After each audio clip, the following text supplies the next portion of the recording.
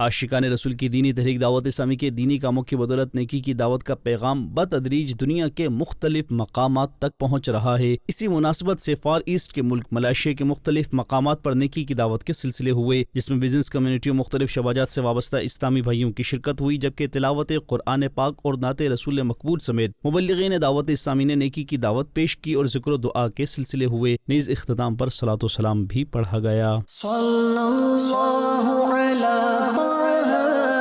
خیر الخلق وأحلاها صلی اللہ علی طه خیر الخلق وأحلاها صلی اللہ علی طه خیر الخلق وأحلاها۔